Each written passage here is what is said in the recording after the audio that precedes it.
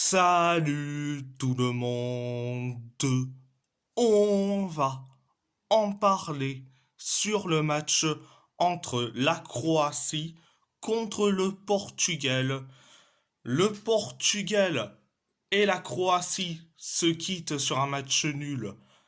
Un partout, un but de Joao Félix pour la Seleção portugaise et un but de Josko Gvardiol pour la Croatie.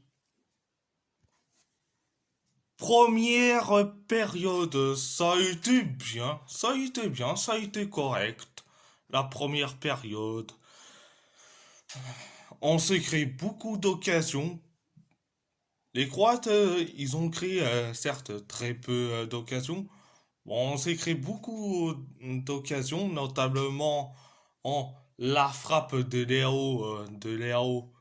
Ça a été certes capté par le gardien, mais après t'as Octavio, il tire, mais il tire là-haut. T'as cru que c'était les pénalités au rugby ou quoi? Non mais sérieusement.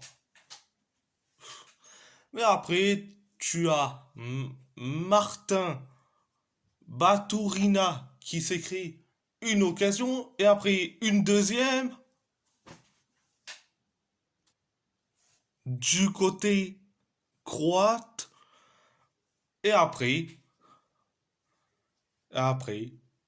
tu as Vitinha, le meilleur joueur de la Seleção portugaise depuis la saison dernière.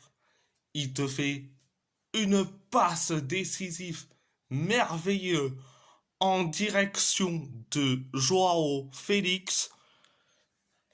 Et ce dernier, il marque le but du 1-0. Et après, l'arbitre est allé voir. Non, il n'est pas allé voir la VAR. Il a juste, euh,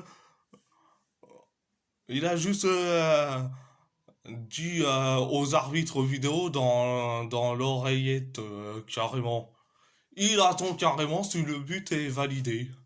Il attend carrément. Et il faut attendre carrément 15 heures pour voir si le but est valable. Non, mais sérieusement. Mais heureusement que le but est validé.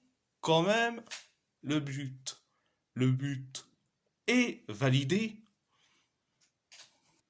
Résultat 1-0. Après le 1-0, tu as Kramaric qui frappe carrément sur le poteau, carrément sur le poteau.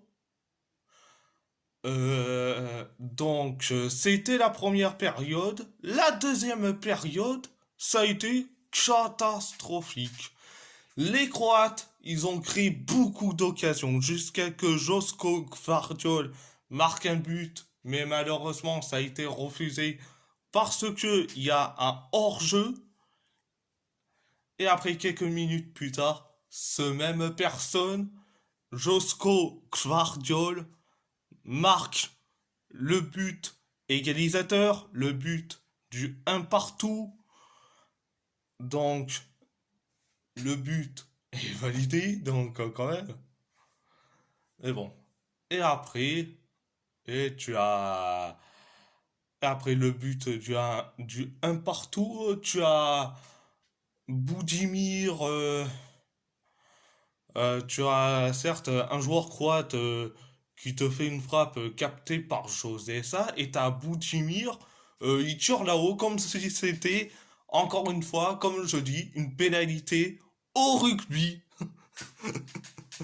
Carrément. Après le tir loupé de Boudimir, on s'est cru une occasion. C'est l'occasion, en certes loupée de Nuno Mendes sur un centre de Francisco Conceição. T'as vu Francisco Conceição sur le côté droit, il te fait un centre vers Nuno Mendes. Mais Nuno Mendes, il tire à côté, carrément. Mais bon, mais bon. Et après le tir de Nuno Mendes à côté, dans les temps additionnels de la deuxième période, tu as Boudimir, il frappe sur le poteau, carrément. Donc, euh, c'était la deuxième période. C'était la deuxième période. À part ça, c'est tout. À part ça, c'est tout. Donc, les footix pro Ronaldo, le Fennec, arrobas Giovanni et euh, c'est tout. Ces deux-là, ce n'est pas la peine de dire que sans Ronaldo, le Portugal ne réussit pas. C'était un match arrangé, c'était carrément un match entre amis, carrément. Donc, pas la peine de faire des offusqués pour rien. Euh, Sans Ronaldo, le Portugal, certes, réussit, malgré que c'est un match arrangé, carrément. Oui, les talents portugais brillent sans Ronaldo, malgré que c'est un match arrangé. Mais bon, alors j'espère que vous avez trouvé encore une fois des excuses sur le match nul du Portugal, le Fennec et arrobas Giovanni. Non mais sérieusement. Mais bon. Mais bon, on va pas s'occuper d'eux, ce n'est même pas la peine. Donc, à part ça, c'est tout. Et si la vidéo vous plaît, abonnez-vous à ma chaîne YouTube, likez, commentez si vous avez envie ou pas, c'est votre choix. À part ça, je vous laisse. Merci beaucoup et muito obrigado.